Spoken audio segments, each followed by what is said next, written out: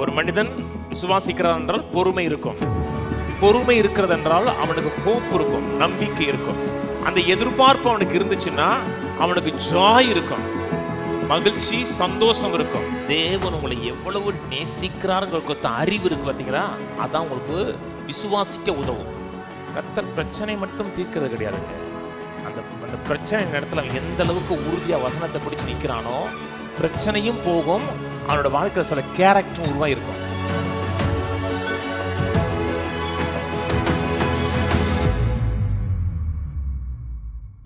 எபிரேயர் 6ஆம் அதிகாரம் திருப்போம். எபிரேயர் 6:11. நீங்கள் அசதியா இராமல் வாக்குத்தத்தமான ஆசீர்வாதங்களை விசுவாசத்தினாலும் நீடிய பொறுமையினாலும் சுதந்திரித்துக் கொள்ளுகிறவர்களை பின்பற்றுவர்களாக இருந்து உங்களுக்கு நம்பிக்கையின் பூரண நிச்சயம் உண்டாகும்படி நீங்கள் யாவரும் முடிவு பரியந்தும் அப்படியே ஜாக்கிரதையை காமிக்க வேண்டும் என்று ஆசையாயிருக்கிறோம். விசுவாசமும் விடாமுயற்சின்னு பேசி வருகிறோம். ஒரு காரியத்தை கர்த்தரிடத்திலிருந்து வார்த்தையினாலே அறிந்து கொள்ளுகிறோம். வாக்குத்தத்தம் வருகிறது, ஒரு வசனம் வருகிறது, இவெல்லாம் நம்முடைய வாழ்க்கையை கொடுத்த கர்த்தருடைய சித்தம் என்று அறிந்து கொள்ளுகிறோம். அந்த வாக்குத்தத்தத்தை கிருபையினாலே அவர் கொடுக்கிறார். நாம் செய்கிற நற்கிரியின் அடிப்படையில் கர்த்தர் நமக்கு ப்ராமிஸ் பண்ணுவது கிடையாது. நான் இதை செய்வேன், உன்னை இப்படி வாழ வைப்பேன், இப்படிப்பட்ட வாழ்க்கையை உன்னை கொடுப்பேன், உன்னை நிறைவாக வாழ வைப்பேன் என்று நம்முடைய நற்கிரிகளுக்கு அப்பாற்பட்ட விதத்தில் கர்த்தர் நமக்கு வாக்குத்தத்தங்களை ஏற்படுத்தி கொடுத்திருக்கிறார். அந்த வாக்குத்தத்தங்களை சுதந்திரிக்க வேண்டியது நம்முடைய பொறுப்பு. அது எப்படி சுதந்திரிக்கிறன்னு வேதம் சொல்கிறது? விசுவாசத்தினாலும் நீடிய பொறுமையினாலும் சுதந்திரித்துக் கொள்ளுகிறோம் இருக்கு. ஒரு மனிதனுடைய வாழ்க்கையில் விசுவாசம் இருக்கிறது, அவன் விசுவாசிக்கிறான் என்றால் அவன் ஒரு காரியத்தை முயற்சி பண்ணுகிறவன் கிடையாது. கொஞ்ச நாள் முயற்சி பண்ணி பார்ப்போம், இது நடக்குமா நடக்காதா என்று ட்ரை பண்ணி பார்ப்போம், அப்படி முயற்சி எடுப்பது கிடையாது.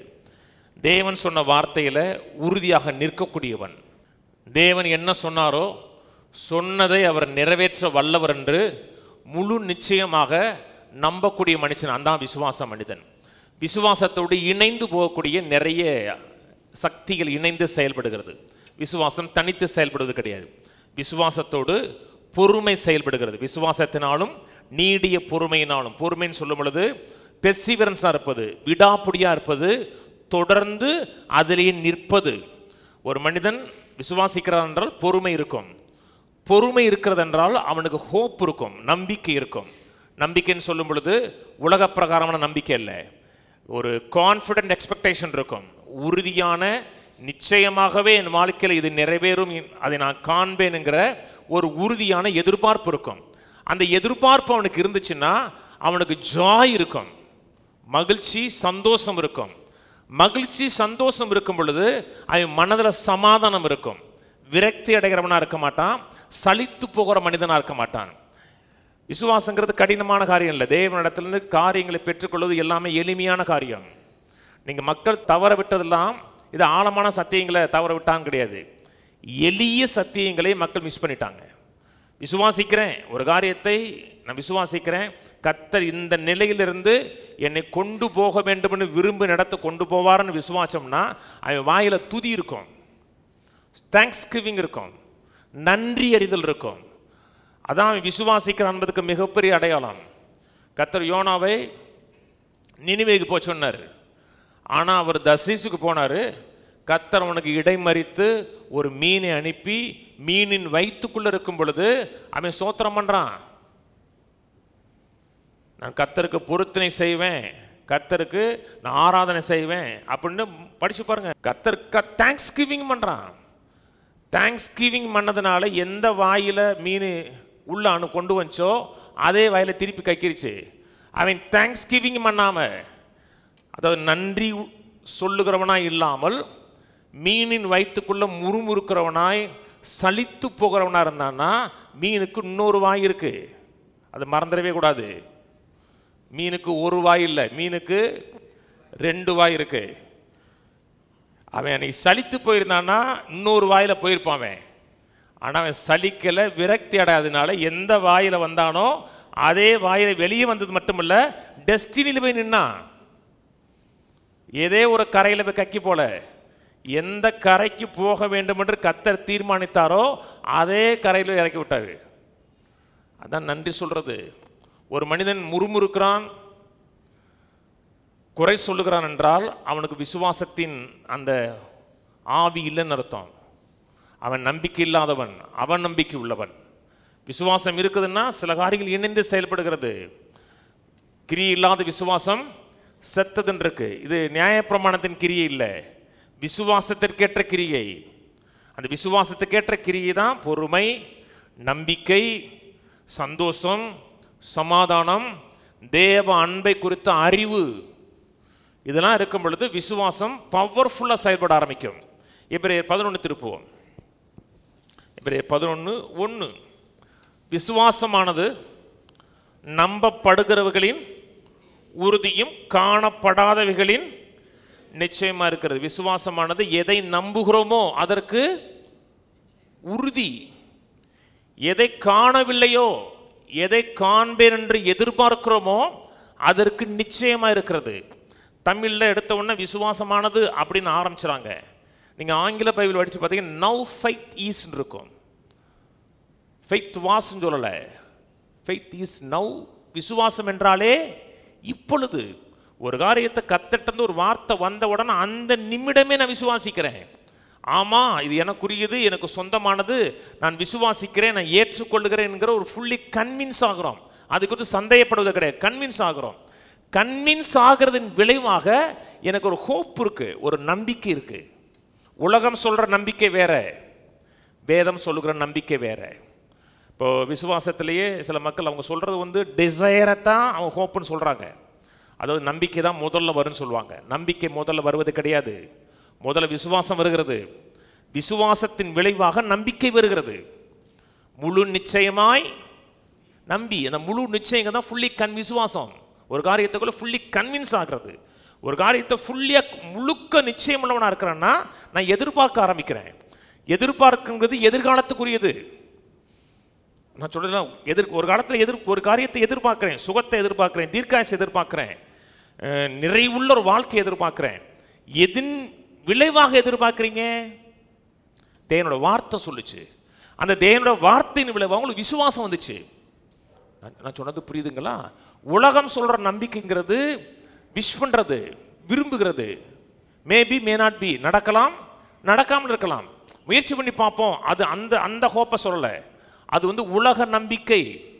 வேதம் சொல்லுகிற நம்பிக்கைங்கிறது ஒரு காரியம் என் வாழ்க்கையில நிச்சயமாகவே நடக்கும் என்று முற்போக்கா எதிர்பார்ப்பது.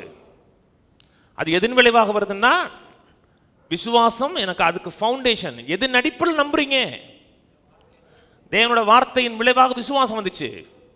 என்ன காணல, எப்படி உறுதியா சொல்றீங்கன்னா அதை நான் விசுவாசிக்கிறேன், அதனால உறுதியா சொல்றேன். அதனாலதான் சபைக்கு வரும்போதெல்லாம் உங்களோட ஹோப் ரைஸ் ஆகிட்டே இருக்கணும், உங்களோட நம்பிக்கை அதிகரித்து கொண்டே இருக்கணும். எப்படி விசுவாசம் வருகிறதோ அதே போலதான் நம்பிக்கை வருகிறது. விசுவாசம் வார்த்தையினால் வருகிறது, நம்பிக்கையும் வார்த்தையினால் வருகிறது. ஒரு டாக்டர்கிட்ட போறீங்க, இது ஒரு கொடிய வியாதியாக இருக்கலாம். டாக்டர் சொல்கிறாரு 6 மாதம் தாங்கன்னு சொல்கிறாரு. உடனே டாக்டர் சொல்கிறத நித்திய வார்த்தை எடுக்கக்கூடாது. டாக்டர் சொல்கிறது உறுதியானது, நிலையானது, தவறாதுன்னு கிடையாது. டாக்டர் சொல்லக்கூடியது மாறும், மாறுதலுக்கு உட்பட்டது. தேவன் சொல்லுகிற வார்த்தை மாறாதது, மாறுதலுக்கு உட்படாது. உங்கள் நம்பிக்கை டாக்டர் என்ன சொன்னார்னு வைக்கக்கூடாது. உங்கள் நம்பிக்கையை கர்த்தர் என்ன சொன்னார்னு நம்பணும், வசனத்தை கேட்கணும். கேட்ட உடனே விசுவாசம் வரும். அப்புறம் டாக்டர் என்ன சொல்றான்னு சிந்திக்க கூடாது. நான் சொன்னது புரியுதுங்களா? வசனத்தை கேட்ட உடனே விசுவாசம் வந்துச்சுல்ல, திரும்பி என்ன செய்யணும்? அதே வசனம் திரும்பி கேட்கணும். திரும்பி கேட்டு எனக்குள்ள ஒரு பாசிட்டிவ் எக்ஸ்பெக்டேஷன் உண்டாகணும். பாசிட்டிவ் எக்ஸ்பெக்டேஷன், ஜாய்ஃபுல் எக்ஸ்பெக்டேஷன் இருக்கணும். ஒரு எதிர்பார்ப்பு, சந்தோஷமான எதிர்பார்ப்பு, மனம் மகிழ்ச்சியான எதிர்பார்ப்பு இருக்கணும். அப்படி இருந்துச்சுன்னா எனக்கு விசுவாசம் வேலை செஞ்சுக்கிட்டு இருக்குன்னு அர்த்தம். இன்னைக்கு நான் காணாட்ட கூட சீக்கிரமாக அதை அனுபவிப்பேங்கிற உறுதியும் நிச்சயம் உள்ளதான் நம்பிக்கை, விசுவாசத்தின் விளைவாக வரக்கூடிய ஹோப். அது சொன்ன வசனத்தை படிக்கணும். முதல்ல டிசைர் வருதுங்க, ஆசை வருதுங்க. ஆசையின் விளைவாக ஃபெய்த் வருது, அப்புறம் ஹோப் வருது. நான் சொன்னது புரியுதுங்களா? ரோமர் 4ஆம் அதிகாரத்தில் ஆபிரகாமை முன் உதாரணமாக பேசுகிறார். எபிரேயர் 11லையும் ஆபிரகாம் தான் பேசுகிறார். ஆபிரகாம் எப்படி சுதந்தரித்தார்னு எபிரேயர் 6 சொல்கிறார். அதாவது விசுவாசத்தினாலும் நீடிய பொறுமையினாலும் சுதந்தரித்து கொண்டவர்களை பின்பற்றவர்களாக இருந்துன்னு சொல்லி அப்படியே ஆபிரகாம் சொல்கிறார். இங்கே ஆபிரகாமை பற்றி ரோமர் 4 பேசுகிறார். ஆபிரகாம் விசுவாச தகப்பன்னு சொல்கிறோம். தேவனை எப்படி விசுவாசிப்பது, தேவனோடு எப்படி நடப்பது, தேவன் ஏற்படுத்தி வைத்திருக்கிற காரியங்களை எப்படி சுதந்தரிப்பதற்கு ஆபிரகாம் மிகப்பெரிய ஒரு எடுத்துக்காட்டு. இப்படித்தான் இருக்கணும், இதற்கு ரோல் மாடல். அவர் தான் விசுவாச தகப்பன்னு சொல்கிறோம். விசுவாச தகப்பன்னா அதுக்கு ஒரு எடுத்துக்காட்டாக இருக்கிறவர். ரோமர் 4 திருப்புவோம். ரோமர் 4:16. அதனால் சுதந்திரமானது கிருபையினால் உண்டாயிருக்கும்படிக்கு அது விசுவாசத்தினாலே வருகிறது. நியாயப்பிரமாணத்தை சார்ந்தவர்களாகிய சந்ததியாருக்கு மாத்திரமல்ல, நாம் எல்லோருக்கும் தகப்பனாகிய ஆபிரகாமுடைய விசுவாசத்தை சார்ந்தவர்களான எல்லா சந்ததியாருக்கும் வாக்குத்தத்தம் நிச்சயமாக இருக்கும்படி அப்படி வருகிறது. எப்படி வருகிறது? கிருபையினால உண்டாகுது. நமக்கு வேண்டிய சுகம், நல்வாழ்வு, நிறைவு, பரிபூர்ணம் எல்லாமே கிருபையினால உண்டாகுது. அதான் அங்கே தான் கிருபையினால தான் ஏற்படுத்தப்படுகிறது. எப்படி எனக்கு வருகிறது? விசுவாசத்தினால் நான் சுதந்திரிக்கிறேன், அதை நான் சொந்தம் மாறாட்டுறேன். அது எனக்கு மாத்திரமல்ல, நியாயப்பிரமாணத்தை சார்ந்தவர்களாகிய அவர்களுக்கும் அப்படித்தான் பெற முடியும். அவனுக்கு சில சடங்காச்சாரங்களை கை கொள்ளுகிறதுனாலையோ, பலிகளை செலுத்துகிறதுனாலையோ, நியாயப்பிரமாணத்தை கை கொள்ளுகிறதுனாலையோ, ஓய்வு நாளை கை கொள்ளுகிறதுனாலையோ உங்களுக்கு வாக்குத்தத்தத்தை சுதந்திரிக்க முடியாது. கிருபையினாலே விசுவாசத்தை கொண்டு. அதுக்கு ஆபிரகாமை ரோல் மாடலை சொல்றார். அநேக ஜாதிகளுக்கு உன்னை தகப்பனாக ஏற்படுத்தினேன் என்று எழுதியிருக்கிறபடி அவன் தான் விசுவாசித்தவருமாய் மரித்தோரை உயிர்ப்பித்து இல்லாதவைகளை இருக்கிறவைகளைப் போல அழைக்கிறவருமாய் இருக்கிற தேவனுக்கு முன்பாக நம் எல்லோருக்கும் தகப்பனானான். ஆபிரகாமை குறித்து பேசும் பொழுது தேவனை குறித்த 2 காரியம் அவர் ஆபிரகாமுக்கு விளங்குது. இதெல்லாம் அடிப்படை. ஒரு விசுவாசம் நமக்கு செயல்படுவதற்கு தேவனை குறித்த அறிவு நமக்கு முக்கியம். 2 காரியம் தெரியுது. ஒரு காரியம், தேவன் மரித்தோரை உயிர்ப்பிக்கிறவர்னு தெரியுது. எந்த காரியம் மரித்திருச்சுன்னு அர்த்தம், முடிஞ்சிருச்சு, ஹோப் கிடையாதுன்னு அர்த்தம். அதுக்கப்புறம் ஹோப் இல்லைன்னு அர்த்தம். ஐசியூல இருந்தால் கூட ஹோப் இருக்கு. மரிச்சிருச்சுன்னாவே முடிஞ்சிருச்சு, ஹோப் இல்லைன்னு அர்த்தம், நம்பிக்கை இல்லைன்னு அர்த்தம். ஆனால் நம்பிக்கை இல்லாட்ட கூட தேவனை குறித்த ஒரு காரியம் அவர் அறிந்திருக்கிறார். அவர் மரித்தோரை உயிர்ப்பிக்கிறவர் அறிந்திருக்கிறார். ஒரு காலத்தில் நீங்களும் நானும் அக்கிரமங்களினாலும் பாவங்களினாலும் மரித்திருந்தோம். அப்படி மரித்திருந்த நம்மை உயிர்ப்பித்து உன்னதங்களிலே கிறிஸ்துவுடனே கூட உட்கார வச்சார் இருக்கு. மரித்த நம்மை உயிர்ப்பித்து சர்வே பண்ண விடலை, டாப்ல வச்சார். வாழ்றது வேறங்க, தலை தோங்கி வாழ்றது வேறங்க. கர்த்தர் கரம் ஒரு காரியத்தில் பட்டுச்சுன்னு வச்சுங்களேன், அது மரிக்கிறதுக்கு முன்பாக இருப்பதை காட்டிலும் பெட்டரா கொண்டு வருவார். கர்த்தருடைய கரம் எந்த பிரச்சனையில் படுது, எந்த போராட்டத்தில் படுதுன்னா ஒரு ஹோப் இருக்குன்னு அர்த்தம். எப்பப்பெல்லாம் பிரச்சனைகளை சந்திக்கிறோம், சாத்தியமில்லாத காரியங்களை சந்திக்கிறோம், நம்பிக்கை இல்லைங்க அப்படின்னா மனதில் ஒரு காரியம் வரணும், நான் கர்த்தருக்கு முன்பாக நிற்கிறவன். கர்த்தர் யார்? மரித்தோரை உயிர்ப்பிக்கிறவர். எந்த காரியம் மரித்திருந்தால் கூட கர்த்தர் அதை உயிர்ப்பிப்பார், அதை புத்துணர்ச்சி அடைய செய்வார் விசுவாசிக்கணும். இல்லைங்க நம்பிக்கை இல்லைங்க, டாக்டர் சொல்லிட்டாருங்க, ரிப்போர்ட் சொல்லிருச்சுங்க, அது சொல்லிருச்சுங்க விடுங்க. அவங்க ஹோப் கொடுக்கல, இங்கே வாங்க நான் ஹோப் கொடுக்குறேன், தேவனை குறித்த அறிவை கொடுக்குறேன், ஹோப் கொடுக்குறேன், நம்பிக்கை கொடுக்குறேன். முதல்ல மரித்தோரை உயிர்ப்பிக்கிற, 2வது இல்லாதவைகளை இருக்கிறவைகளை போல அழைக்கிறவர். ஆபிரகாமுக்கும் சாராளுக்கும் பிள்ளை இல்லை, வாக்குத்தத்தம் பண்ணப்பட்ட பிள்ளை இல்லை. நடுவில் இன்னொரு பிள்ளை பிறந்துச்சு, அது ப்ராமிஸ் சைல்டு கிடையாது, அது பிரச்சனை சைல்டு. நீங்களா பெற்ற எடுத்தீங்கன்னா பிரச்சனை, கர்த்தரா பெற வச்சாருன்னா ஆசீர்வாதம். நாமளாம், நான் சொல்ல பிள்ளையை மட்டும் சொல்லலைங்க, நான் பிள்ளை சொல்கிறேன் நினைக்காதீங்க, நம்மளாம் சில காரியங்களை உருவாக்குறது, இப்படி செய்யலாம் அப்படி செய்யலாம் அப்படின்னு இல்லை, நான் அதை சொல்கிறேன். பிள்ளை இல்லை. கர்த்தர் சொன்னார், பேரை கூப்பிட்றாரு. உன் பேர் ஆபிரகாம் சொன்னார். ஆபிரகாம்னா பல தேசங்களுக்கு தகப்பன். அன்றைக்கி ஒரு கடைக்கு சாப்பிட போனேன். சாப்பிட போகும்போது ஒன்றே ஓட்டமே இல்லை சார்னாரு. அப்படிதான் சொல்லக்கூடாது சார், நல்லா ஓடுன்னு சொல்லுங்கள் சார்ண்ணா. சார் நீங்களும் அதை நம்புறீங்கன்னாரு. நீங்கள் நம்பினா அப்படி சொல்கிறது மூடத்தனம் நினைக்கிறாரு அவர். நீங்கள் முற்போக்கெல்லாம் பேசுவீங்க, நீங்களும் நம்புறீங்களே. இல்லைங்க, அது பைபிளுங்க. நான் பைபிள் சொல்லுது, பலவீனனும் தன்னை பலவான் என்று சொல்ல கடவுள் இருக்கு. ஆபிரகாமை பார்த்து கர்த்தர் சொன்னார், அவனை ஆபிரகாம் ஆபிரகாம் ஆபிரகாம்னு அழைக்க சொன்னார். ஆபிரகாம்னா என்ன? ஒவ்வொரு முறையும் தேசங்களுக்கு தகப்பனே தேசங்களுக்கு தகப்பனே தேசங்களுக்கு தகப்பனே சொல்ல சொன்னார். என் பையன் எக்ஸாம் எழுதிட்டு இருக்கான். என்னடா 70 மார்க்கு, நேற்று எழுத முடியாத 80க்கு வைப்பாங்க. 70க்கு 70 வந்துருமாடான்னு சொன்னோன்னா ஒரு 67 68 வரும்னா. டே 70 வரும்னு சொல்கிறாமே, வருது வராமல் போகுது. எவ்வளவுன்னா 70 சொல்லு. நேற்று தான் எக்ஸாம் எழுத போனேன், மேத்ஸ் போனேன். எவ்வளோடா வருண்ணே? 80 வரும்னா. இவன்ட்டதுக்கு வம்பு சொல்லி 80 வந்துருட்டான். ஏன்னா ஒரு காரியத்தை சொல்லும் பொழுது நம்ம எதிர்பார்க்க ஆரம்பிக்கிறோம். இது பொய் சொல்றதில்ல. இல்லாததை இருக்கிறதை போல் வைக்கிறோம். இருக்கிறதை இருக்கிறதுன்னு சொல்றது கிடையாது, இருக்கிறதை இல்லை என்று சொல்றதும் கிடையாது. வியாதி இல்லை அப்படி சொல்றது இல்லை, வியாதி இருக்கு அப்படி சொல்றதும் இல்லை. அவருடைய தழும்புகளால் சுகமானேன்னு சொல்றது. எனக்கு பணம் நிறையா இருக்கு அப்படி இல்லை, பணமே இல்லை அப்படி இல்லை. வசனம் சொல்றது.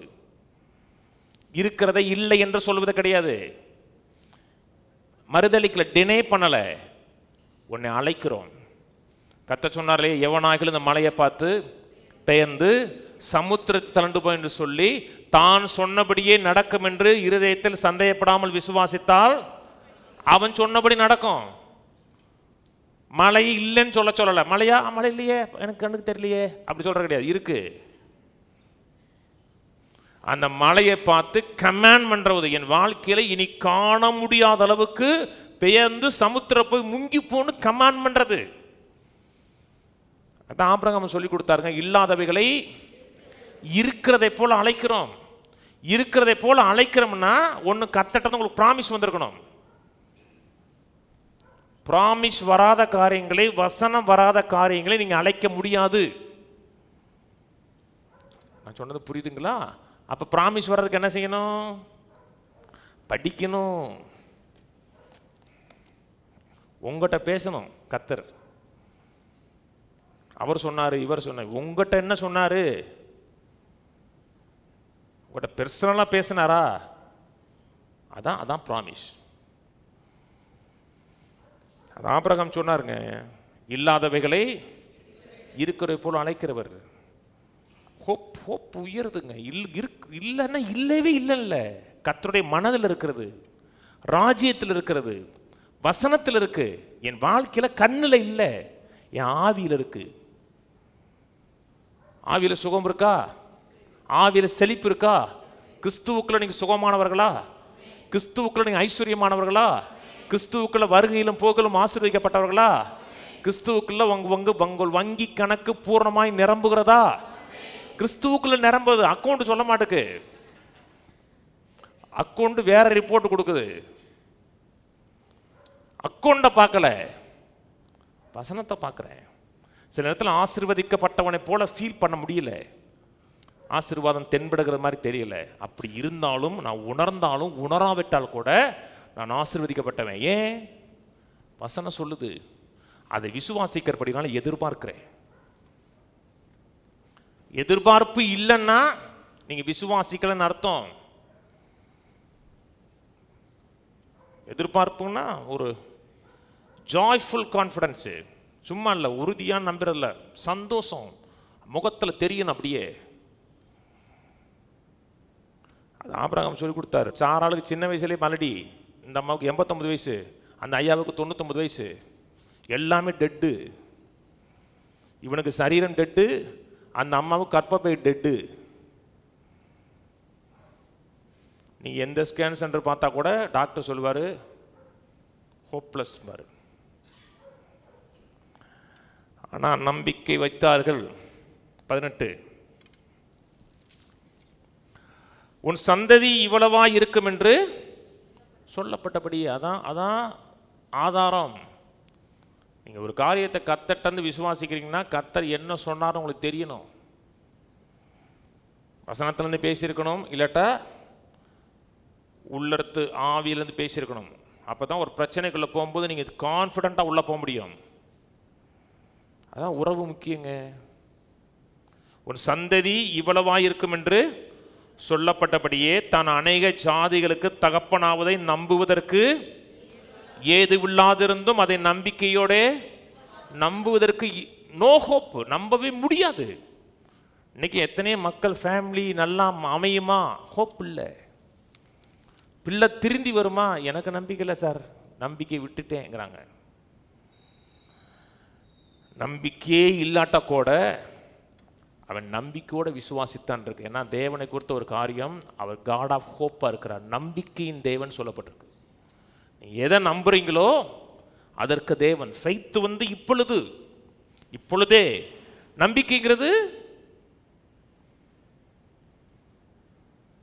என்னங்க? நம்பிக்கைங்கிறது எதிர்காலங்க. எதிர்காலம்னா 2 செகண்ட், 5 செகண்ட், 10 செகண்ட், 5 வருஷம்.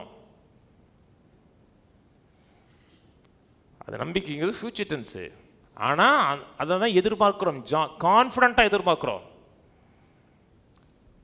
எது நடிப்பில் எதிர்பார்க்குறோம்னா இப்போ விசுவாசிக்கிறேன், எதிர்பார்க்குறேன். அப்படி எதிர்பார்த்தீங்கன்னா வாழ்க்கை நிறைவாக இருக்கும். நம்பிக்கை பவர்ஃபுல்லானதுங்க. நீதிமொழியை சொல்லுது 29:18 தெரிஞ்ச வசனம் தான். தரிசனம் இல்லாத இடத்துல ஜனங்கள் சீர்கட்டு போகிறார்கள். சில ஆங்கில பைபிளில் வேர் there is no vision people perish இருக்கும். தமிழில் தீர்க்கதரிசனம் போட்டிருக்கோம். ஆங்கிலத்தில் விஷன் இல்லாத இடத்தில். விஷன் என்ன? எதிர்காலத்தை குறித்த ஒரு கனவு. இப்படி இருப்போம், இப்படி வாழ்வோம், இப்படிப்பட்ட வாழ்க்கையின் பங்காக இருக்கும், இந்த வீட்டில் இருப்போம், இந்த காரில் போவோம், இத்தனை பேருக்கு உதவி செய்வோம். அப்படி விஷன் இருக்கா? கனவு இருக்கா? 2-3 பேருக்கு இருக்கு. மற்றவங்களுக்கு கனவு நேற்று வந்துச்சு, அது காலை வந்ததுலேருந்து ஒரே பயமாக தான் இருக்குது. புளியை கரைக்குது. அந்த புளியை கரைக்கிறது சாணி கரைக்கிறத சொல்லலை. நான் சொல்கிற கனவு ஜாய்ஃபுல் கான்ஃபிடென்ட் எக்ஸ்பெக்டேஷன் அப்படி இருக்கிறது. இன்னைக்கு இருக்கிற சமுதாயத்துக்கு நம்பிக்கை இல்லாத சமுதாயம். நல்ல வாழ்க்கை அமையும் நம்பிக்கை கிடையாது. நல்ல மனைவி அமையவாங்கிறது ரொம்ப பேருக்கு நம்பிக்கை கிடையாது. கல்யாணம் முடிக்காதவங்களுக்கு என்னத்தை எல்லாரும் பார்க்குறோம், அவ்வளோத்தையும் பார்த்துட்டு தான் என்ன பண்ணுறது, கணத்தில் விழ வேண்டி இருக்குன்னு நினைக்கிறாங்க. நல்ல மனைவி அமையுங்கன்னு நம்பிக்கை இல்லை. நல்ல பிள்ளைகள், கீழ்ப்படுகிற பிள்ளைகள் உருவாக்குங்கன்னு நம்பிக்கை கிடையாது. சாப்பாடு இல்லாமல் 40 நாள் வாழ முடியுங்கிறாங்க. சாப்பாடு இல்லாமல் 40 days வரலாம். சாப்பாடை எடுக்காமல் தண்ணி மட்டும் குடிச்சிட்டு. தண்ணி இல்லாமல் 7 நாள் வாழலாங்கிறாங்க, தண்ணி குடிக்காமல். நம்பிக்கை இல்லைன்னா 1 நாள் வாழ முடியாது தெரியுமா? 1 நாள் உங்களால் வாழ முடியாது. மக்கள் சூசைட் ஏன் பண்ணுறாங்க? நம்பிக்கை இல்லை. அந்த அந்த அந்த அந்த போகிற பாதையில் எண்டில் உங்களுக்கு எந்த வெளிச்சமும் தென்படலை. ஹோப்பே தெரியாத பொண்ணு என்ன பண்ணுறாங்கன்னா இனிமேல் வாழ்ந்து என்ன பண்ண நினைக்கிறாங்க. அதனால நம்பிக்கை ரொம்ப முக்கியம். அந்த நம்பிக்கை வார்த்தையில் வரணும். ஒரு கடையை ஆரம்பிக்கிறதுக்கு முதல்ல என்ன வேணும்? நம்பிக்கை வேணும். அந்த ஆரம்பிக்கிறது மட்டுமல்ல, அதை சஸ்டெயின் பண்ணணும். நம்ம ஊரில் நிறைய கடை ஆரம்பிக்கிறாங்க, வந்த ஜோர்லேயே போயிடுது. 2-3 கடை தான் நிற்கிது. வெஜிடேரியன் ஹோட்டல் 1-2, அந்த கதிரவன், அப்புறம் போனால் சிங்கப்பூர் ஹோட்டல். சிங்கப்பூர் ஹோட்டலு அந்த ஆள் ஏன் என்னை மதிக்கிறாங்க தெரியுமா? 8 வருஷமாக அந்த கடைக்கு போகிறேன். முதல்ல இந்த கடைக்கு ஒருத்தன் கூட போக மாட்டாங்க. இப்போ காட்டலாம், அப்போ குவாலிட்டி கூட இருக்கும். யாருமே போக மாட்டாங்க, நான் மட்டும்தான் போவேன். போகும்போதெல்லாம் சொல்லுவேன், சார் சூப்பர், கொஞ்சம் வெயிட் பண்ணுங்க, கடை சூப்பராக போவோம். ஆரம்பத்தில் லாஸில் போச்சுங்க அந்த கடை, கொஞ்சம் வெயிட் பண்ணுங்க, நல்லா வந்துடலாம். ஹோப்பை உருவாக்குனேன். ஹோப்பை யாராச்சும் ஒரு நம்பிக்கை ஊட்டணுங்க. நம்பிக்கை இல்லைன்னா பூட்டு போட்டுட்டு போக வேண்டியதான். எப்படி 6 சொல்றாரு, நம்பிக்கைங்கிறது ஆத்தும நங்கூரமா இருக்குங்கிறாரு. அந்த நம்பிக்கை நம்முடைய ஆத்தும நங்கூரம்னா ஆத்துமாவுக்கு வந்து அசையாமல் உறுதியாக நிற்கக்கூடிய நங்கூரம். அது நல்ல வாழ்க்கை அமையும், நல்ல தொழில் அமையும், நல்ல குடும்பம், பிள்ளை பிறக்கலைன்னா பிள்ளை பிறக்குங்கிற ஹோப் இருக்கணும். அப்படி ஹோப் இருந்துச்சுன்னா உங்களுக்கு நம்பிக்கை இருக்குன்னு அர்த்தம். 1 யோவான் போவோம். 1 யோவான் 3:1. நாம் தேவனுடைய பிள்ளைகள் என்று அழைக்கப்படுவதனாலே பிதாவானவர் நமக்கு பாராட்டின அன்பு எவ்வளவு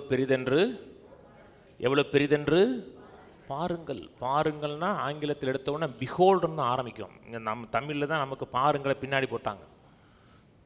ஆங்கிலத்தில் எடுத்தவுடனே பிஹோல்டு பண்ணுங்க. பிஹோல்டு பண்ணுங்கன்னா கேப்டிவேட் ஆகுங்கிறாரு, சிறைபிடிக்கப்படுங்கிறாரு. ஒரு அழகான காட்சி உங்களுக்கு தோன்றுது ஒரு இடத்துல, ஒரு காட்சி பார்க்குறீங்க, அப்படி பிரமிப்பாக இருக்குது, அப்படி நிற்கிறீங்க பார்த்தீங்களா, அது என்னது? சிறைபிடிக்கப்படுவது. சில வாலிப பசங்க அவ்வளோ அழகான பொண்ணு போச்சுன்னா அப்படியே பார்த்துட்டு பக்கத்தில் அப்பா அம்மா இருக்கிறதோட மறந்துடுவாங்க. டே இருக்கமுடா அப்படியே பார்ப்பாங்கன்னா சிறைபிடிக்கப்படுகிறாங்கன்னு அர்த்தம். அப்படியே அதான் பார்க்குறது. காட்டு புஷ்பங்களை நோக்கி கவனித்து பாருங்கள், அப்படி சிறைப்பிடிக்கப்படுங்கள். அதை எப்படி போஷிக்கிறேன், எப்படி பராமரிக்கிறேன் நோக்கி பாருங்கிறாரு. இங்கே சொல்றாரு, நாம் தேவனுடைய பிள்ளைகள் என்று அழைக்கப்படுவதனாலே பிதாவை நமக்கு பாராட்டின அன்பு எவ்வளவு பெரிதென்று பாருங்கள். பாருங்கள்னா உற்று பாருங்கள், சிறைப்பிடிக்கப்படுங்கள். உலகம் அவரை அறியாதபடியினாலே நம்மையும் அறியவில்லை. பிரியமானவர்களே, இப்பொழுது தேவனுடைய பிள்ளைகளாக இருக்கிறோம், இனி எவ்விதமாய் இருப்போம் என்று இன்னும் வெளிப்படவில்லை. ஆகிலும் அவர் வெளிப்படும் பொழுது அவர் இருக்கிற வண்ணமாகவே நாம் அவரை தரிசிப்பதனாலே அவருக்கு ஒப்பாய் இருப்போம் என்று அறிந்திருக்கிறோம். இப்போ தேவனுடைய பிள்ளைகளாக இருக்கும், இனி எப்படி இருப்போன்னு தெரியாது. ஆனால் ஒன்று தெரியும், அவரை பார்க்கும்போது அவர் எப்படி இருக்கிறாரோ அப்படி இருப்போம். இது வந்து பிரின்சிபல், இது கோட்பாடு. சபைக்கு வரும்போதெல்லாம் தேவனை குறித்து நீங்கள் எப்படி பார்க்கிறீர்களோ அப்படியே நீங்கள் மாறுகிறீர்கள். தேவனை குறித்து என்ன ரெவலேஷன் வருது, தேவன் நல்லவர், ஆசீர்வதிப்பார், உயர்த்துவார், மேன்மைப்படுத்துவார், வாழாக்காமல் தலையாக்குவார்னு தேவனை எப்படி பார்க்கிறீர்களோ அப்படியே நீங்கள் மாறுகிறீர்கள். அதனால தான் சில சபைகளில் தேவனை குறித்த பிக்சரே கிடையாது. உங்களுக்கு தேவன் எப்படிப்பட்டவன் படமே கிடையாது. தேவன் அடிப்பார், நொறுப்பார், வியாதியாக்குவார், கொடுமைப்படுத்துவார், நம்மை உடைப்பார். அவங்க எப்படி தேவனை பார்க்கிறார்களோ அப்படி அவர்கள் மாறுறாங்க. மதவாதியாக மாறுறான், யார்கிட்டையும் சிரிக்க மாட்டான், நல்லது நடக்கும், உங்களுக்கு எந்த கான்ஃபிடென்ட் எக்ஸ்பெக்டேஷன் கிடையாது, பரலோகம் போக கூட நம்பிக்கை கிடையாது அவனுக்கு, எந்த நேரத்தில் மிஸ் பண்ணிடலாம், அப்படி தான் அவனுக்கு எண்ணமே. அப்படின்னா தேவனை நீங்கள் அப்படி தான் பார்த்துருக்கேன், அப்படி தான் அவங்க சொல்லி கொடுத்துருக்காங்கன்னு அர்த்தம். தேவனுக்கு அதனால தான் இயேசு வந்தாருங்க. இயேசு எதுக்கு வந்தார்? மனிதன்னா யாருன்னு காமிக்க வந்தார், மனிதன் எப்படி வாழ முடியும்னு காமிக்க வந்தார், தேவன் எப்படிப்பட்டவன் காமிக்க வந்தார். என்னை கண்டவன் பிதாவை கண்டவன்னாரு. எப்படி இருந்தார்? நன்மை செய்கிறவராய் சுற்றிட்டு இருந்தார். ஒரு ஆளை வியாதிப்படுத்தினாரா? உனக்கு பெருமை வந்துடும்பா, இப்படி இருந்தோம்னா உனக்கு பெருமை வந்துடும். கொஞ்ச நாள் குஷ்டரோகியா இருந்தாரா? குஷ்டரோகியை பார்த்து என்னடா குஷ்டம் வந்துச்சு, ஏன்டா குஷ்டம் வந்துச்சு, கம்யூனின் தப்பா எடுத்தியா அப்படி கேட்கல. குஷ்டத்தை சுகமாக்குனார். அலசி ஆராயல, பிரச்சனை தெரியுது, பதில் அவராக இருந்தார், சுகமாக்குனார். தேவனை எப்படி பார்க்குறீங்க? அன்றைக்கி ஆபிரகாம் சுகத்தை பெற்றுக்கொண்டார்னா தேவனை குறித்த 2 பார்வை இருந்துச்சு. மரித்தோரை உயிர்ப்பிக்கிறவர், இல்லாதவைகளை, அந்த 2 அறிவு. தேவனை குறித்த ஒரு அறிவு இருந்துச்சுன்னா எங்கேயே கொண்டு போயிருங்க உங்களை. விசுவாசங்கிறது தேவனை குறித்த அறிவில் வர்றது கீழே. அவர் மேல் இப்படிப்பட்ட நம்பிக்கை வைத்திருக்கிற எவனும் அவர் சுத்தமுள்ளவராய் இருக்கிறது போல தன்னையும் சுத்திகரித்துக் கொள்ளுகிறான். அவர் மேல் இப்படிப்பட்ட ஹோப் வச்சிருக்கிறவன், அவரை குறித்து இப்படிப்பட்ட நம்பிக்கை வச்சிருக்கிறவன் அவர் சுத்தமுள்ளா இருக்கிறது போல தன்னையும் சுத்திகரித்துக் கொள்றான். கர்த்தர் வெளிப்படுவார்னு விசுவாசிக்கிறீங்களா? திரும்பி வருவார்னு விசுவாசிக்கிறீங்களா? ஒரு பெட்டர் ஃபியூச்சர் இருக்குன்னு விசுவாசிக்கிறீங்களா? நம்ம இயேசு வர தாமதமாகுதுன்னு ஒரு 200 வருஷம் ஆகுது, நம்ம ஒரு 100 வருஷம் வாழ்கிறோன்னு வச்சுங்களேன். நம்மளை ஒரு இடத்துல நல்லா வச்சுட்டாங்க. அதுக்கப்புறம் சாவுக்கு ஏதுவானது சாவாமை தரித்துக்கொள்ளுன்னு விசுவாசிக்கிறீங்களா? அழிவுக்கு ஏதுவானது அழியாமை தரித்துக்கொள்ளுன்னு விசுவாசிக்கிறீங்களா? புதிய பாடி வரும்னு விசுவாசிக்கிறீங்களா? நான்லாம் விசுவாசிக்கிறேன். நான்லாம் 6ஆம் கிளாஸ் படிக்கிறவன் எனக்கு சுருட்ட முடியிருந்துச்சு, அதை நான் விசுவாசிக்கிறேன். திரும்பி எனக்கு வருண்டு ஒரு நாளில் இருந்துச்சுங்க. இப்போ காணோம், இப்போ கோர முடியாகி போச்சு. அப்படி எவன் நம்பிக்கை உள்ளவனோ அவன் தன்னை சுத்திகரித்துக் கொள்றான் இருக்கு. நம்பிக்கை இல்லைன்னா உங்களை சுத்திகரிக்கவே முடியாதுங்க. நல்ல எதிர்காலம் அமையும், நல்ல குடும்பம் அமையும், நல்ல வாழ்க்கை அமையும். அப்படி நம்பிக்கை உள்ள மக்கள் ஒவ்வொருவரும் தங்களை சுத்திகரித்துக் கொள்றாங்க, அதுக்கேற்ற மாதிரி மாறுறாங்க. தேவையில்லாத அழுக்குகள் சிந்தைகள்லாம் மாற்றப்படுகிறது. சிறு பிள்ளைகளை பார்த்துருக்கீங்களாங்க? பார்த்துருப்பீங்க. சிறு பிள்ளைகளை சொல்லி பாருங்க, அப்பா டே சாயங்காலம் வரும்போது அப்பா வந்து அந்த கடைக்கு போகிறேன்டா, அங்கே வந்து ஒரு ஃபாரின் சாக்லேட் இருக்குடா, சூப்பராக இருக்கும்டா அப்படின்னா பிள்ளை நைட் தூங்கா தெரியுமா? நீங்கள் வர முடிச்சிருக்கோம். தூங்குடானாலும் அப்பா வருவார். அப்பா ஏன் வருவார்? அப்பா வருவார், டெய்லி தான் அப்பா வர்றாரு. ஆனால் இன்னைக்கு அப்பா வர்ற அப்பா விசேஷமாக உன்னை கொண்டு வராரு. அந்த எதிர்பார்ப்போடு பிள்ளை தூங்காது. அதான் எதிர்பார்ப்பு. அதனால ஆண்டவர் சொன்னால், நீங்கள் சிறு பிள்ளையை போல மாறவில்லை என்றால் கர்த்தருடைய ராஜ்யத்தில் பிரவேசிக்க முடியாது. ஒரு அப்பா சொல்கிறத பிள்ளை நம்புது. அப்பா கூட போய் சொல்லலாம், போகும்போது ஸ்டாக் இல்லாமல் போகலாம். ஆனால் இந்த அப்பா சொல்கிறாருன்னா ஸ்டாக்கு வச்சுக்கிட்டு தான் சொல்லுவார். ஸ்டாக் உங்களுக்கு ரெடியாக இருக்குன்னு அர்த்தம். அப்போ இந்த எதிர்பார்ப்பு இருக்கா? எதிர்பார்ப்பு இருக்குன்னா உங்களுக்கு விசுவாசம் இருக்குன்னு அர்த்தம். அப்புறம் நமக்கு அந்த விசுவாசம் இருந்துச்சுங்க. அப்புறம் சாத்தியம் இல்லாதங்க, 99 வயசுங்க, நம்ப முடியல. நம்பினாரா? அப்போ உங்கள் பிரச்சனை அவ்வளோ பெரிய பிரச்சனையா? நத்திங்க. தழும்புகளால் சுகமானு சொல்லப்பட்டிருக்கு. என்ன எவிடன்ஸ்? எப்படி சுகமாவீங்க? என்ன எவிடன்ஸுங்க? எதன் அடிப்படையில் சொல்கிறீங்க? பைபிள் சொல்லுதுங்க. என் அப்பத்தையும் தண்ணீரை ஆசீர்வதிப்பார், வியாதி விலக்குவார், ஆயுசு நாட்களை பூர்ணப்படுத்துவேன்னு சொல்லியிருக்கார். சொல்லியிருக்கிறார். என்னை நீடித்த நாட்கள்லாம் திருப்திப்படுத்துவார் இருக்கு. நான் சாகாமல் பிழைத்திருந்த கர்த்தருடைய செய்கை அது சொல்லியிருக்கு. நீங்கள் சாகணும்னு நினச்சா கூட உங்களை சாக விட மாட்டேன். நான் எனக்கு மட்டும் தெரிஞ்சுன்னா உங்களை விடவே மாட்டேன். வாங்க விடுங்க, இதெல்லாம் ஒரு மேட்ராங்க, வாங்க விசுவாசிப்போம், கொஞ்ச நாள் சேர்ந்து வாழ்வோம்னா இந்த உலகத்தில் வாழ்வோம், கர்த்தருடைய நோக்கத்தை திட்டத்தை நிறைவேற்றுவோம். அப்படி எதுவுமே வார்த்தையெல்லாம் கவனமாக பேச வேண்டியிருக்குங்க. தேவனுடைய நோக்கத்தையும் திட்டத்தையும் நிறைவேற்றுவோம். யாராச்சும் உங்களை பூஸ்ட் பண்ணிகிட்டே இருக்கணுங்க, உங்களை பலப்படுத்திகிட்டே இருக்கணும். விசுவாசம் இருக்கா? விசுவாசம் இருக்கா இல்லைன்னு டெஸ்ட் பண்ண முடியும். ரோமர் 12 எடுப்போம். 12:11.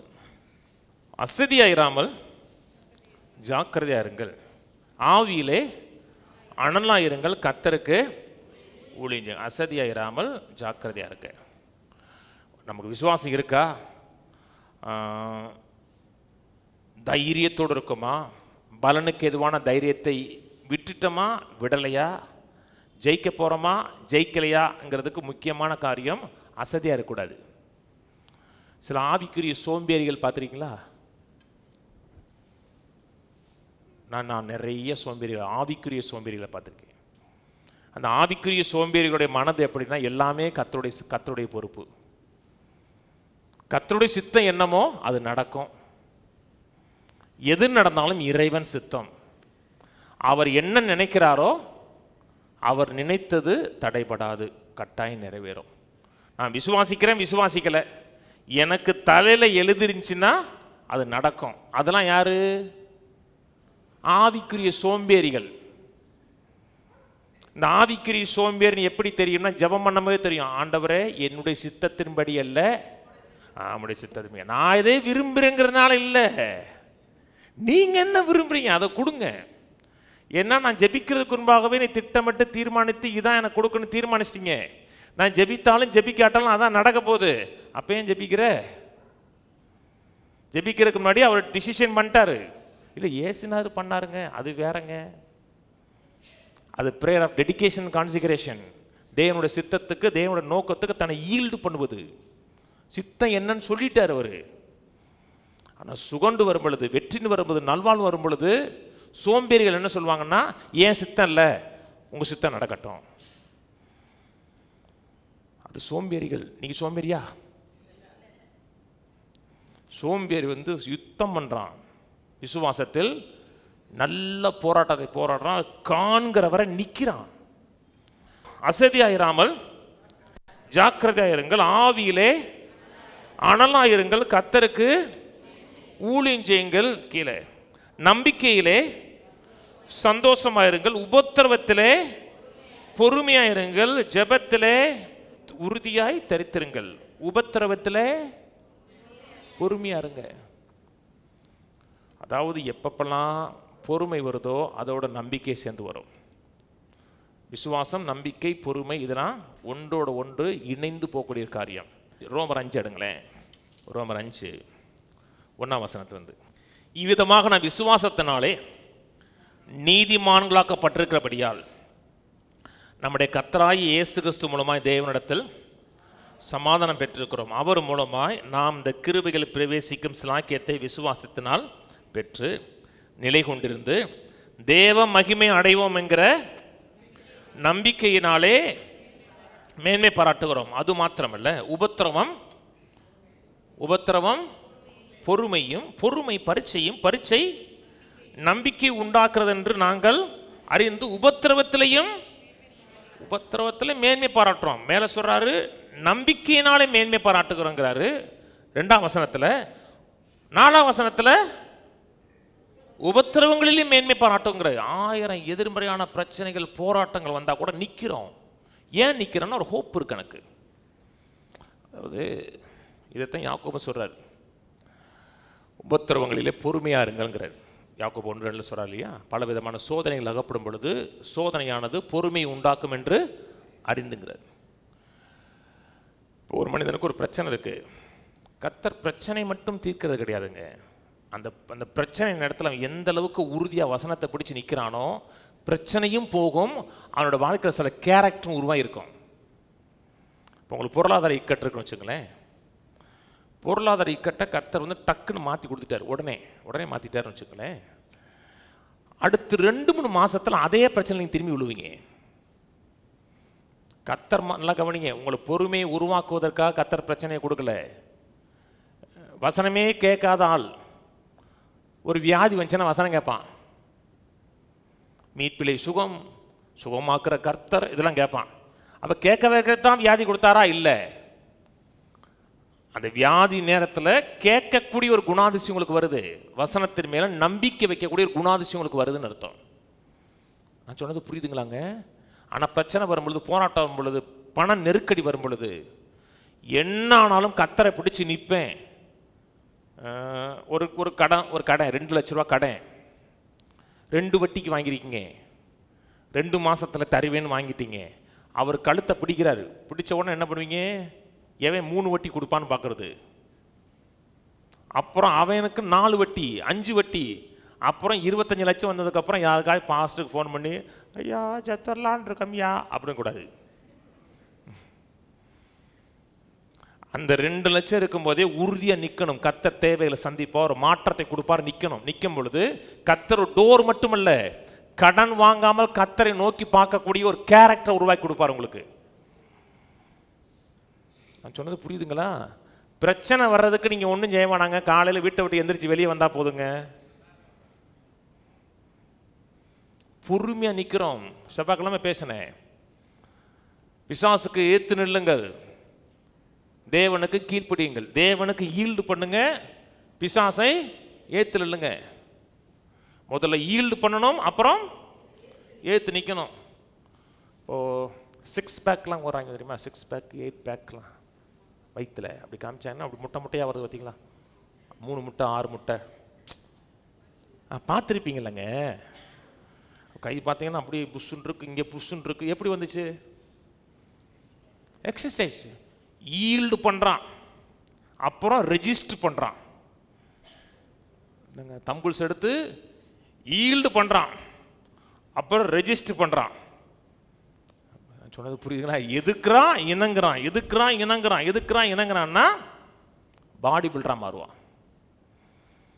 அடுத்து இன்னொரு பிரச்சனை வரும்பொழுது அது தாங்கக்கூடிய அளவுக்கு ஸ்ட்ரென்த் இருக்கும். அதான் ஒவ்வொரு உபத்திரவத்திலையும் பொறுமை உண்டாக்குது, ஹோப் உண்டாகுது. 5ஆம் வசனம். மேலும் நமக்கு அருளப்பட்ட பரிசுத்த ஆவியினாலே தேவ அன்பு நம்முடைய இருதயங்களில் ஊற்றப்பட்டிருக்கிறபடியால் அந்த நம்பிக்கை நம்மை வெட்கப்படுத்தாது. தேவ அன்பு நமக்குள்ள இருக்கிறது, தேவனை நேசிக்கிறார், அன்பு செலுத்துகிறான் அறிவு வரும் பொழுது அந்த நம்பிக்கை நம்மை வெட்கப்படுத்தாது. நம்பிக்கைங்கிறது பவர்ஃபுல்லானது. நம்பிக்கை இருக்கா? நம்பிக்கை இருந்துச்சுன்னா மகிழ்ச்சி இருக்கும், ஜாய் இருக்கும். வேதம் சொல்லுகிறது நீதிமொழிகள் 10:28 நீதிமான்களுடைய நம்பிக்கை மகிழ்ச்சியாகும். நீதிமான்களா? நம்பிக்கை இருக்கா? அப்ப மகிழ்ச்சி இருக்கணும். கொலோசியர் 1:11 சந்தோஷத்தோட கூடிய எல்லா பொறுமையும் நீடிய சாந்தமும் உண்டாவதற்கு மகிமையான அவருடைய வல்லமையின்படி எல்லா வல்லமையாலும் பலப்படுத்தப்படவும் உங்களுக்கு வேண்டுதல் சொல்கிறோம். மேல சொல்றார் சந்தோஷத்தோட கூடிய எல்லா பொறுமையும். சந்தோஷத்தோட கூடிய பொறுமை. ஒருத்தனுக்கு பொறுமை இருக்குன்னா என்ன உண்டாகும்னா அவனுக்கு ஜாய்ஃபுல் எக்ஸ்பெக்டேஷன். பொறுமைன்னா விடாமுயற்சியோடு எதிர்பார்க்கிறது. நம்பிக்கை இருக்குன்னா மகிழ்ச்சி இருக்கும். ஒரு மகிழ்ச்சி இருக்கா? ஏன் இருக்கு? ஒரு காரியத்தை விசுவாசித்தீங்க, ஏதோ ஒன்று விசுவாசிக்கிறீங்கல்ல, அதை விசுவாசிக்கிறபடியால் எதிர்பார்க்கிறோம். எதிர்பார்க்கிறபடியினாலே நமக்கு ஜாய் இருக்கு, பீஸ் இருக்கு. தூங்குனா தூக்கம் வரும், நிம்மதியாக தூங்க வரும். ஆனால் விரக்தி அடைகிறீங்க, சலிப்பு அடைகிறீங்க. என்னத்தை அப்படின்னா உங்களுக்கு நம்பிக்கை இல்லை, ஃபெய்த் இல்லைன்னு அர்த்தம். ஒரு மாம்ச பிண்ட மாதிரி வாழ்கிற வாழ்க்கை. வேற ஒன்றும் என்ன சொல்கிறது, மிருகம் மாதிரி தான் கிட்டத்தட்ட. ஏன்னா எந்த ஹோப் கிடையாது, எந்த ஃபெய்த்து கிடையாது, எந்த எதிர்பார்ப்பும் கிடையாது. அது லைஃபே கிடையாது. சந்தோஷம் இல்லாத லைஃபாங்க. வாழ்க்கையை கொடுத்து எந்த எதிர்பார்ப்பு இல்லை, அது லைஃபா? மனுஷ வாழ்க்கையா? ஏதாச்சும் எதிர்பார்ப்பு இருக்கா? இருக்கு. எதிர்பார்ப்பு இல்லாமல் சலித்து போயிருக்கிற நேரத்தில் தான் உங்கள் மனதில் 1000 எண்ணங்கள் உண்டாகும். விரக்தியின் எண்ணங்கள், விரக்தியின் பேச்சுகள் உண்டாக ஆரம்பிக்கும். நீங்கள் விட்டு விடலை, விசுவாசிக்கிறத விட்டு விடலை, இன்னும் எதிர்பார்க்கிறீர்கள் என்றால் உங்களை தோற்கடிக்க முடியாதுன்னு பிசாசுக்கு தெரியும். உங்களை தோற்கடிக்கணுமா என்ன செய்யணும்? உங்கள் நம்பிக்கையை சிதைக்கணும், உங்களுடைய விசுவாசத்தை சிதைக்கணும். இவ்வளவு நாள் காத்திருந்தோம், இன்னும் நமக்கு ஒன்றுமே நடக்கலை அப்படின்னு நினச்சிங்கன்னா உங்களையே துப்பாக்கி வச்சு சூசைட் பண்ணி கொள்வது மாதிரி. நானும் எவ்வளோ நாள் தான் விசுவாசிக்கிறது, எவ்வளோ நாள் தான் காத்திருக்கிறது? அப்படின்னா உங்களை சலிப்பு தட்டிருச்சு, விரக்தி அடைஞ்சிட்டிங்கன்னு அர்த்தம். விரக்தி அடைஞ்சிட்டிங்கன்னா உங்களுக்கு ஹோப் இல்லைன்னு அர்த்தம், ஹோப் முடிஞ்சிருச்சுன்னு அர்த்தம். சில நேரத்தில் விரக்தி வரலாம், உடனே பூஸ்ட் பண்ணணும். ஃபெய்த், விசுவாச வார்த்தைகளை கேட்டு நம்மளே பலப்படுத்திக்கணும். ஏசாயா 40 வாங்க. அற்புதம் வேண்டும், அதிசயம் நடக்கணும்னா விரக்தியில் இருந்தால் அற்புதம் நடக்காதுங்க. இன்னைய வாழ்க்கை மாறவே இல்லைன்னா குறைவை தான் பார்த்துக்கிட்டு இருக்கோம், குறைவை தான் சிந்திச்சுக்கிட்டு இருக்கோம்னு அர்த்தம். ஏசாயா 40:31 கர்த்தருக்கு காத்திருக்கிறவர்களோ புதுபலன் அடைந்து கழுகுகளைப் போல் செட்டைகளை அடித்து எழும்புவார்கள். ஓடினாலும் இளைப்படையார்கள், நடந்தாலும் சோர்ந்து போவார்கள். கர்த்தருக்கு காத்திருக்கிறவர்கள் சலித்து போயிடுவார்கள், விரைத்தடைவார்கள், மனம் சஞ்சலம் அடைவார்கள் சொல்லலை. கர்த்தருக்கு காத்திருக்கிறவர்களோ ரெனியூ ஆவாங்கன்னு இருக்கு, புத்துணர்ச்சி அடைவார்கள் இருக்கு. நாளுக்கு நாள் சோர்ந்து போவாங்க, சலிச்சு போவாங்கன்னு சொல்லலை. விசுவாசிக்கிறோம்னா நம்பிக்கை இருக்கணுங்க. நம்பிக்கை இருக்குன்னா சந்தோஷம் இருக்குங்க. வேதம் சொல்லுது, கர்த்தருக்குள் சந்தோஷமா இருப்பதே நம்முடைய பலன். joy of the Lord is our strength இருக்கு. கர்த்தருடைய சந்தோஷமே நம்முடைய பலன்.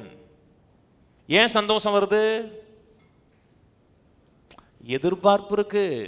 ஏன் எதிர்பார்ப்பு இருக்கு? விசுவாசம் இருக்கு. எப்படி விசுவாசம் வந்துச்சு? வார்த்தையில வந்துச்சு. இதெல்லாம் டெஸ்ட்டுங்க, பரீட்சை மாதிரிங்க. அந்த பொறுமையாக காத்திருக்கீங்க பார்த்தீங்களா, அது பரீட்சை மாதிரி. சோர்ந்து போயிட்டீங்க, களைச்சு போயிட்டீங்க, விரக்தி அடைஞ்சிட்டிங்கன்னா ஆவிக்குரிய செயல் சரியில்லைன்னு அர்த்தம். எதை பார்க்கிறோம், எதை சிந்திக்கிறோம், அது சரியில்லைன்னு அர்த்தம். மனதில் என்ன விதமான எண்ணங்கள் ஓடுது? ஆனால் என்ன எதிர்மறையான காரியம் வந்தாலும் இன்னும் ஓடுறேன். ஓடிட்டே இருக்கோம்னா சோர்ந்து போக மாட்டோம், புது பலன் அடைவோம், புது ஸ்ட்ரென்த் உண்டாகுங்க. அந்த மனிதன் தான் விசுவாசிக்கிற மனிதன் அர்த்தம். விசுவாசிக்கிறீங்களா? என்ன விசுவாசிக்கிறீங்க? ஏதோ ஒன்று நல்லது நடக்கணும் விசுவாசிக்கிறீங்க. களைச்சு போயிட்டீங்க, சோர்ந்து போயிட்டீங்க, விரக்தி அடைஞ்சிட்டீங்கன்னா எதை சிந்திக்கிறீர்கள்னு பாருங்க. அப்படின்னு பாருங்க. என்ன படம் எங்கிட்டு ஓடிக்கிட்டு இருக்குன்னு பாருங்க.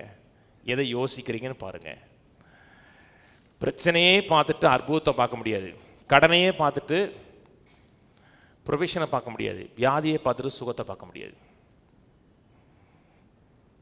மாம்சம் என்ன சொல்லுகிறதுன்னு பார்த்துட்டு ஆவியின் சிந்தை வராது. கடனே எழுதி வச்சுட்டு இருக்கக்கூடாதுங்க. என்ன தேவைன்னு எழுதி பாருங்க, அதை சிந்திங்க, அதை யோசிங்க. நான் தீர்க்காயுசா வாழ விரும்புகிறேன். சும்மா இல்லை, தீர்க்காயுசா வாழ விரும்புகிறேன். ஏன் வாழ விரும்புகிறீங்க? வசனம் சொல்லுது, அவனை நீடித்த நாட்களால் திருப்தியாக்கி என் ரட்சிப்பு காமிப்பேன் இருக்கு. நான் எதிர்பார்க்கிறேன், விசுவாசிக்கிறேன், அதை வாஞ்சிக்கிறேன். வாஞ்சித்தீங்கன்னா வாழ்க்கை குறித்து சலிப்பு தட்டிடக்கூடாது உங்களுக்கு. அன்னைக்கு ஒருத்தர் எனக்கு பார்த்து கேட்டார், உங்களுக்கு மெய்யாவே வயசு என்ன அப்படின்னு கேட்டாருன்ட்டு. அன்றைக்கி ஒரு அரக்கை சட்டை வேற போட்டு கொஞ்சம் ஸ்லிம்மாக இருந்தேன். உங்களுக்கு மெய்யாக வயசுனா என்னங்கன்னாரு.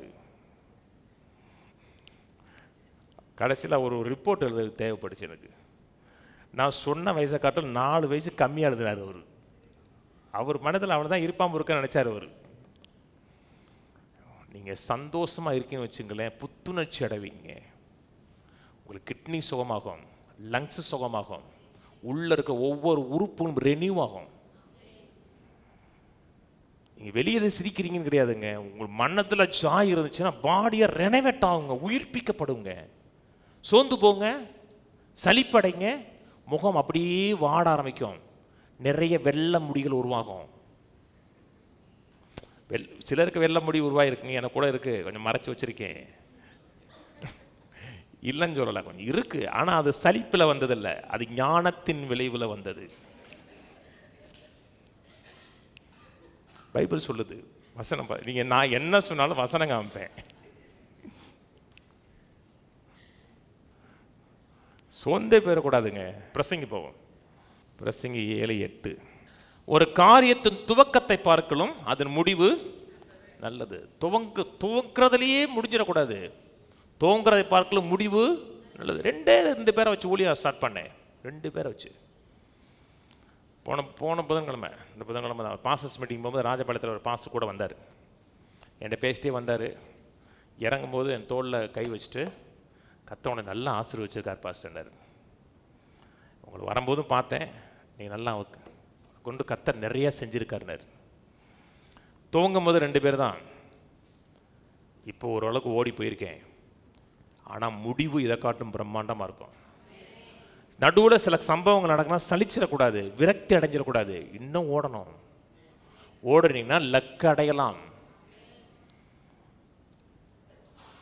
நடுவில் 1000 காரியம் வரட்டுங்க, சலிப்பு தட்டிடக்கூடாதுங்க, விடவே கூடாதுங்க. ஒரு உதாரணத்தை சொல்கிறேன், திடீர்னு மனதில் வந்துச்சு.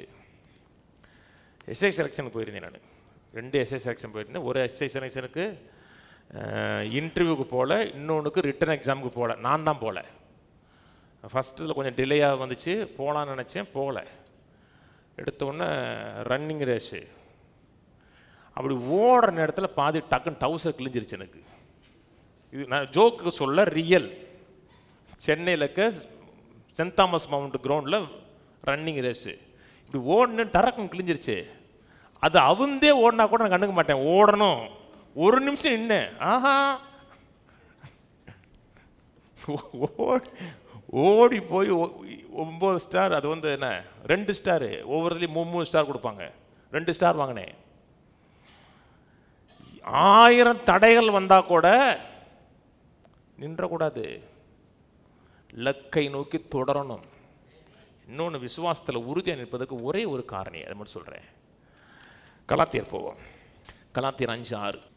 கிறிஸ்து இயேசுவினிடத்தில் விருத்த சேதனமும் விருத்தன சேதனம் இல்லாமையும் ஒன்றுக்கும் உதவாது. அன்பினால் கிரியை செய்கிற விசுவாசமே உதவும். எது உதவும்? அன்பினால். தேவன் உங்களை எவ்வளவு நேசிக்கிறாருங்கிறது அறிவு இருக்கு பார்த்தீங்களா, அதான் உங்களுக்கு விசுவாசிக்க உதவும். தேவனை இவ்வளவு நேசிக்கிறார், இவ்வளவு அன்பு செலுத்துகிறாருன்னா ஏன் அதை கொடுக்காமல் இருக்குவார்? கட்டாயம் கொடுப்பார், என் வாழ்க்கையை நிறைவேற்றுவாருங்கிற ஒரு உறுதியாக நிற்க வைக்கிறது. ஒருத்தரை நம்பணும்னா முக்கியம் என்னங்க, அவர் என் மேலே வைத்திருக்கிற அன்பை குறித்த அறிவு இருக்கணுங்க. எனக்கு 2 பசங்க இருக்காங்க, அவங்களுக்கு நல்ல வாழ்க்கை அமைச்சு கொடுப்பேன்னு நம்பிக்கை ஏதாச்சும் இருக்கா? இருக்கு. விசுவாசம் தலையாட்டிடுவோங்க. ஏன் நம்பிக்கை இருக்குன்னா, நான் அவங்க மேலே வைத்திருக்க அன்பு. நான் ஒருத்தர் பிள்ளைகளை அளவு கடமாக நேசிக்கிறோம் என்றால், பிள்ளைகளுக்கு ஒரு நல்லதை செய்வோம் என்கிற பிள்ளைகளுக்கு ஒரு கான்ஃபிடென்ட் உண்டாகும். ரட்சிக்கப்பட்டோமா? எப்படி ரட்சிக்கப்பட்டோம்? யாரோ ஒருத்தர் உங்கள்கிட்ட சொன்னாங்க, தேவனை நேசிக்கிறான்னு சொன்னாங்க. அப்படித்தாங்க நம்ம விசுவாச பயணமே ஸ்டார்ட் ஆச்சுங்க. தேவனை நேசிக்கிறபடினாலே உன் பாவங்கள், அக்கிரமங்கள், மீறுதல்கள், தண்டனைகள் எல்லாவற்றையும் இயேசுவின் மேலே வைத்து, இயேசுவை வியாதிப்படுத்தி, இயேசுவை பாவப்படுத்தி உன்னை சுகமாக்கினார், உன்னை ரட்சித்தார்னு சொன்னாங்க. சொன்ன உடனே விசுவாசிக்கவே முடியாத மனிதனுடைய இருதயத்தில் விசுவாசம் மலர்ந்துச்சு. இன்னும் போக வேண்டியது நிறையா இருக்கு. போக வேண்டியிருக்குன்னா, அவர் என்னை எவ்வளவு நேசிக்கிறார் என்பதை குறித்த அறிவை இன்னும் வளர்க்கணும்.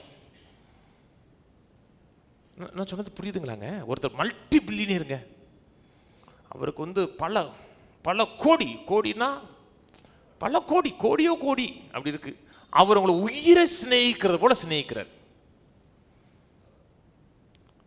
அவர்கிட்ட கேட்கறதுக்கு தயங்குவீங்களா? தயங்குறோம் என்றால் அவர் உங்களை எவ்வளவு நேசிக்கிறார் குறித்த அறிவு இல்லைன்னு அர்த்தம். அவர் நம்மளை நேசிக்கிறார்னா அவர் செய்ய சொல்றதெல்லாம் செய்வோம். கர்த்தர் செய்ய சொல்றதை ஏன் மக்கள் தயங்குறான்னா, அவரை ட்ரஸ்ட் பண்ண முடியல அவங்களால. இப்ப கர்த்தர் என்ன பார்த்து சொல்றாரு, இந்த மேல இருந்து குதினா குதிச்சிருவாங்க. நான் கர்த்தர் சொன்னா, நீங்க சொன்னா இல்ல, கர்த்தர் சொன்னா. ஏன்னா அவர் சொன்னார்னா என்னை தேவ தூதர்களை கொண்டு தாங்குவார் எனக்கு தெரியும். அவர் சொன்னா தான். நானா பரீட்சை பார்க்கறது கிடையாது, அவர் சொன்னா. பின் சின்ன பிள்ளைகள் சின்ன வயசு வரை மேலே வச்சு ஜம்ப் பண்ணா தம்ப் பண்ணதுக்கு இல்லை. ஏன்? ட்ரஸ்ட். விசுவாசம் கேள்வினால் வரும், கேள்வி தேவனோட வார்த்தையை. அந்த வார்த்தையில் என்ன இருக்கு? தேவனை எவ்வளவு நேசிக்கிறான்னு வசனம் சொல்லுது. அதை கேட்க கேட்க இன்னும் அதிகமாக விசுவாசிக்கன்னு தூண்டப்படுகிறேன். சில கால தாமதமானா கூட சொன்னவர் என்னை இவ்வளவு நேசிக்கிறாருன்னா எப்படி கொடுக்காமல் இருப்பாருங்கிற ஒரு உறுதி, நம்பிக்கை எனக்கு இருக்கு. கர்த்தர் விலகவே மாட்டாருங்க, கைவிடவே மாட்டாருங்க. எப்பவுமே. நீங்க செய்யற செயல்கள் நல்லா இருந்துச்சுன்னா கூட கொஞ்சம் நேசிக்கிறது, செயல்கள் கம்மியா இருந்துச்சுன்னா நேசிக்கிறது குறைக்கிறது கிடையாது. மீட்பின் அடிப்படையில் கர்த்தர் உங்களை என்னை நேசிக்கிறாரு. என்னுடைய செயல் எப்படி இருந்தாலும் கேவலமா இருந்தா கூட தேவனை நேசிப்பாருங்க. என்னுடைய செயல்கள் உச்சத்தில் இருந்தாலும் அதே அளவுதான். தேவன் என்னை கொண்டு என்னை நேசிக்கல, தன்னை கொண்டு என்னை நேசிக்கிறார். அவர் யார்? அதன் அடிப்படையில் தான் நேசிக்கிறார். நம் பாவியிலா இருக்கும் பொழுதே கிறிஸ்து நமக்காக மரித்ததினாலே தேவன் நம்ம மேல் வைத்திருக்கிற அன்பை விளங்க பண்ணியிருக்கிறார். தேவன் எவ்வளவு நேசிக்கிறார் எப்படி தெரியும்? சொந்த குமாரனை கொடுத்தாருங்க. சொந்த குமாரனே கொடுத்திருக்கிறார் என்றால் மற்ற எல்லாவற்றையும் அருளாது இருப்பது எப்படி? தேவன் நேசிச்சாரா? எப்படி ப்ரூவ் பண்ணாருங்க? தேவனை நேசிச்சாரா? உங்களை நேசிச்சாரா? எப்படி ப்ரூவ் பண்ணாரு? ஒரு லெட்டரை கொண்டு I love you I love யூன்னு பின்னாடி தெரிஞ்சாரா? இன்னைக்கு இருக்கிற லவ்லாம் லவ்வே கிடையாதுங்க. இன்னைக்கு இருக்கிற லவ்ல 90% லவ் வந்து இச்சை, 10% லவ் வந்து செல்ஃபிஷ் லவ். நீ எனக்கு ஏற்ற விதத்தில் நடந்து கொண்டேன்னா உன்னை நேசிப்பேன், எனக்கு ஏற்ற விதத்தில் நடந்து கொண்டா உன்னை நேசிக்க மாட்டேன். இந்த அன்புங்கிறது என்னை பொறுத்து இல்லை, உன்னுடைய செயலை பொறுத்து இருக்கு. நான் உன்னை நேசிக்கிறேமா நேசிக்கிறேன் யாரை பொறுத்து இருக்குன்னா உன்னுடைய நடக்கையை பொறுத்து இருக்கு. ஆனா என்னுடைய நடக்கை எப்படி இருந்தாலும் என்னை ஒருத்தர் நேசிக்கிறாருங்க. அப்படிப்பட்ட அன்பு நீங்க உலகத்துல எங்க தேடி பார்த்தாலும் கிடைக்காது. யோவான் சொல்றார் இல்லையா, இவ்விதமாய் நாம் அவரை நேசித்ததுனால அல்ல, அவர் நம்மை முந்தி அன்பு கூர்ந்ததுனாலே நம்முடைய பாவத்தை போக்கும் கிருபாதார பலியாக தன்னையும் ஒப்பு கொடுத்தார்ன்னு இருக்கு. நம்ம பிள்ளைகளை அதிகமாக நேசிக்கணுமா? நேசிக்கணும். கணவனை நேசிக்கணும், மனைவியை நேசிக்கணும். எப்படி நேசிக்க முடியும்? தேவன் என்னை எவ்வளவு நேசிக்கிறாருன்னு தெரியலன்னா நான் அடுத்தவங்களை நேசிக்க முடியாது. ஏன்னா அன்பு என்னிடத்துல இல்லை, அன்பு உலகத்தில் இல்லை, அன்பு தேவன்ட்டு இருக்கு. அந்த தேவ அன்பை நான் ரிசீவ் பண்றேன்னா அன்பை நான் காமிப்பேன். நீங்க அன்பை காமிக்க முடியாத உலகம். கிறிஸ்தவன் ஆயிட்டான்னா அன்புன்னா என்னம்மா? ஏன் தேவன் தன்னை எவ்வளவு நேசிக்கிறார், நிபந்தனையற்றத்தில் நேசிக்கிறான்னு தெரியல. அந்த அன்பை குறித்த அறிவு வந்துச்சுன்னா அடுத்தவன் நேசிக்க ஆரம்பிப்பான். மனைவி நேசிப்பான், பிள்ளை நேசிப்பான். யோவான் 4 சொல்றாரு, நியாய தீர்ப்புனாலே எனக்கு தைரியம் உண்டாகத்தக்கதாங்கிறாரு. நியாய தீர்ப்புனால கூட நிற்க முடியும். ஏன் நிற்க முடியும்? இவர் தான் என் பாவத்தை சுமந்தாரு, இவர் தான் என் அக்கிரமத்தை சுமந்தாரு, இவர் தான் மீறுதலை சுமந்தாரு. அவர் சுமந்தவருக்கு முன்னாடி நிற்கிறேன்னா அவர் என்னை எப்படி தண்டிப்பார்ங்கிற உணர்வு இருக்கும். பூரண அன்பு பயத்தை புறம்பே தள்ளிரும். இது நடக்குமா நடக்காதா நிறைவேறுமா? கட்டாயம் நடக்கும். ஏன்? சொன்னவர் என் மேல அன்பு செலுத்தினவர் சொல்லியிருக்கிறார்.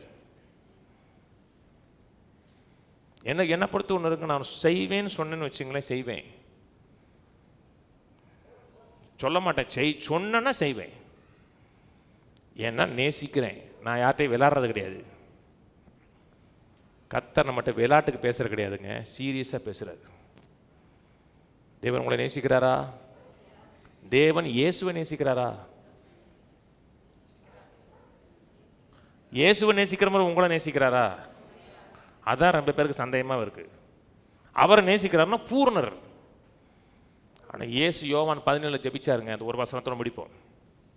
யோவான் 17:23, ஒருமைப்பாட்டில் அவர்கள் தேறினர்களாக இருக்கும்படிக்கும் என்னை நீர் அனுப்பினதையும் நீரில் என்னில் அன்பாய் இருக்கிறது போல அவர்களிலும் அன்பாய் இருக்கிறதை உலகம் அறியும்படிக்கும் நான் அவர்களிலும் நீர் என்னிலும் இருக்கும்படி வேண்டிக் கொள்ளுகிறேன். இயேசு பண்ண பிரதான ஆசாரியருடைய ஜெபம் குறிப்பாக இதுதான் கர்த்தருடைய ரியல் ஜெபம். கர்த்தருடைய ஜெபம்னு ஒன்று இருக்கு இல்லையா?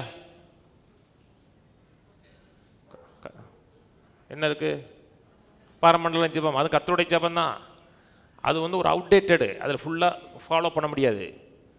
ஆனால் இது இன்னைக்கு ஃபாலோ பண்ணக்கூடிய ஜெபம்.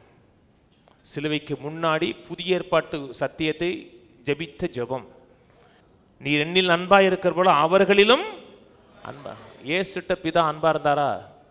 கடைசி வரை இருந்தார். இயேசு ஜெபித்த ஏதாவது ஒரு ஜெபத்துக்கு பிதா வந்து நோ சொன்னாரா? சொல்லலை. சித்தத்தின்படி கேட்டார், அத்தனைக்கும் இயேசு சொன்னார். இயேசு பிதா சொன்னதை நிறைவேற்றுவார்னு காத்திருந்தாருங்க. என்னுடைய பரிசுத்தரை அழிவை காண ஒட்டீர்னு இருக்கு. 3 நாள் உள்ள போனாரு, பதறல. ஐயோ, 1 நாள் ஆச்சு, 2 நாள் ஆச்சு, விட்டுட்டாருனா அவ்வளவுதானா அப்படின்னு பதறலைங்க. என்ன, என் மேல அன்பா இருக்கிற தேவன் என்னை உயிர்ப்பிப்பார் நினைச்சார். அவரை எப்படி நேசிக்கிறாரோ அதே அளவுக்கு நம்ம நேசிக்கிறார். அப்ப அவர் சொன்ன வார்த்தையை நம்பணும்ல, எதிர்பார்க்கணும்ல. எதிர்பார்த்தோம்னா ஒரு மகிழ்ச்சி இருக்கணும், சந்தோஷம் இருக்கணும். சில காலம் நடந்து போகும்போதே உள்ள ஒரு சிரிப்பு இருக்கணும். ஏன் சிரிக்கிறீங்கன்னா அது வேற. சரி, இது கெட்டதை நினைச்சு சிரிச்சுக்கிட்டு இருக்கக்கூடாது. நல்ல ஒரு தரிசனம், ஒரு நோக்கம், அது நிறைவேறுகிறத பார்த்து சிரிக்கணும். சிரிச்சிங்கன்னா நைட்டு படுத்திங்கன்னா நிம்மதியான தூக்கம் இருக்கும். விரக்தி இருக்குது, சலிப்பு இருக்குன்னா தூக்கம் வராது. தூக்கத்தில் சந்தோஷத்தில் தூங்காமல் இருந்தால் கூட காலையில் முகம் மலர்ச்சியாக இருக்கும். ஏன்னா ஜாய் உங்களை உயிர்ப்பிக்கும். ஓடினாலும் அவர்கள் இளைப்படையார்கள், நடந்தாலும் சோர்வடையார்கள். ஏன்னா கர்த்தர் மேலே கண்களை வச்சு நடக்கிறான். அப்படிப்பட்ட ஆளாத்தான் நீங்களும் நான் இருக்கணும். அதில் தான் கர்த்தர் மகிமைப்படுவார். எழுந்து நிற்போம். பிதாவே உம்மை துதிக்கிறோம், உம்மை ஸ்தோத்திரிக்கிறோம், நன்றி செலுத்துகிறோம். நீர் எனக்கு செய்திருக்கிற சகலவித கிருபைகளுக்காக, சகலவித தயவுகளுக்காக நன்றி. எங்களை நேசிக்கிற தேவன், எங்களை நேசிக்கிறதற்காக, உடைய நேச கரத்துக்குள்ளே எங்களை வைத்து நடத்துகிறதற்காக உமக்கு நன்றி. கேட்ட மக்களுக்காக நன்றி, சத்தியத்திற்காக நன்றி.